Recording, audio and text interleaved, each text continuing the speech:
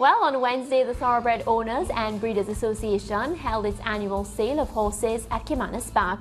This year's mixed sale, which included 2-year-olds, replaced the customary yearling sale. We are joined by Dr. Paul Wright, who served as auctioneer for the event. Welcome. Good to be with you again. Always a pleasure. Let's start a bit by talking about the success of this year's event. Well, it turned out to be a success because we started a little late. We were supposed to start at 10 o'clock, but they had very few buyers, so we waited until 10:30 when the crowd had gathered, and we said, let's go. Well, the first 3 horses that came into the sale, I remember the second horse really looked like a good horse, and I thought we'd set about $1 million. It was sold for $200,000. So the first one for $200,000, then $200,000, then $300,000, and I was just about to fall off the podium when the 4th horse came in and the sale picked up. And eventually we got a good sale. We had over 113 horses that came on the hammer, and we did well. More than $100 million was earned in sales for the day. So we had a good day. Yeah. Doc, I know that Rasheen Dowes and his colleagues at Toba were targeting about 130, 140. Did they get, you said over 100, did they get close to their target? The preliminary results were over 140. Oh! But they are doing some research and going back. And Rasheen just called me about an hour ago and said that he has to readjust it, but it's more than $1 million. And I don't know what is happening to that. Excellent. So the count back means you'll get a fatter bonus. Doc, we were just looking on the screen at number 27 being paraded, lot number 27. The most expensive foal sold for 4.3 million. 4.3 million for lot 27. 4.3. That is the hedge fund little getting Bay Coal. Excellent looking horse. And you know, a hedge fund has its first time started. And this one was one of the better hedge funds.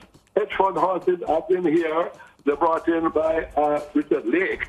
And he had a very good sale. And this one was the sale topper. Very nice looking colt. And out of a mare that has won 6 races in the United States at the beginning. So we expect good things of lot number 27. Yeah, I'm looking at him on the TV here. Never a good place to judge conformation. But I'm looking at his hindquarters. He looks really, a very good frame on him, Doc. As if with natural growth, he'll fill out and he'll be a sturdy racehorse. One of the things that you notice, George, is that when these type of horses come in, even people who you know are, they are here for the fun.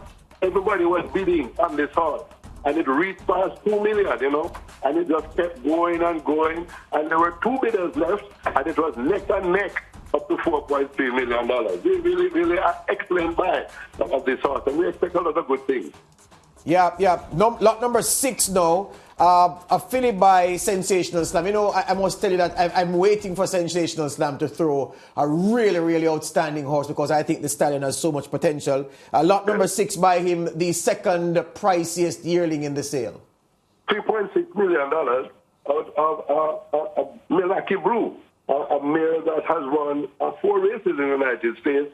This is a chestnut filly, which was produced at Spring Garden, at Paradise at Spring Village. And this was an excellent, nice-looking colt. One of the things about the feature of the sale, George, was how the horses looked well.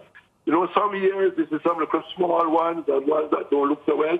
The horses look well this year. And even though I went into the sale as the auctioneer with a little trepidation, I was very enlightened and very happy to see the amount of bidders that came in. And one thing to tell the racing public, that if you are not heavy in pocket, there are a lot of bargains at the sale, and some very interesting bargains right there. As I said, there was a horse that sold for $200,000 that I expect to be a big horse, and we'll see how it goes. Yeah, when you make that point, Doc, I keep going back to the year that Richard Azan broke the record for a yearling purchase with Tobal, the first $1 million yearling, and he bought Dorval for about $65,000, and the rest is history. The one who won the Derby was a cheap one. Yes, and that has happened all the time. And one of the things that I keep telling people that in my younger days, I went to a mixed sale, and the horses were selling for between $300,000 and $400,000, and this little horse came in the thing and couldn't get a bid. So I bid $50,000 for fun, bought the horse, and it turned out I won 9 races with it. So these things happen. and you must always come to a sale with expectation, and you never know what you'll get. Yes, the last one to talk about, Lot 5, a chestnut coat by a stallion that I need to go home and read up on. Patent Proud Dot by Visionary Wonder with the property of Hyde Valley Farms. Yes, let me just turn and look at that one, because that one was sold for a good money. Patent Proud out of Visionary Wonder, that mare.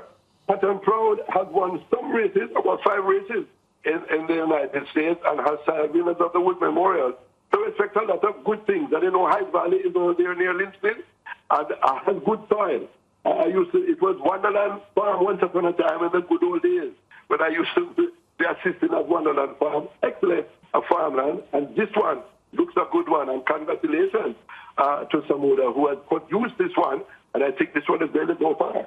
Yeah, when he speaks of Samuda, he's talking about the veteran JLP MP Carl Samuda, his Hyde Valley Farms. Doc, we're leaving right now, but I just want to ask you before we go. So the sale was a success in terms of the dollar count and what the organizers were hoping for. They seem to have met or even exceeded target just a little bit. Based on what you know about what you saw at the sale and what you hear is happening on the farm, is the current crop, which stallion do you think from the current, who has produced the current crop of horses, is likely to reap the most success? Is this going to be Sensational Slam's statement crop, Berlino the Tiger? Which stallion are you expecting to really put that stamp on his on racing from this crop?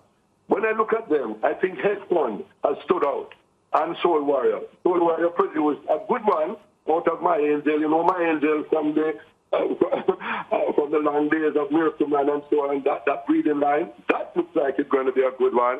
That was a chestnut colt that was sold for over $3 million. And very interestingly enough, there were 8 horses that were sold for more than $2 million, and all of them looked very good. And I must commend the breeders. They really look good this year. But this is the bad news now, George. The numbers are falling every year, and we have to find a way to import horses.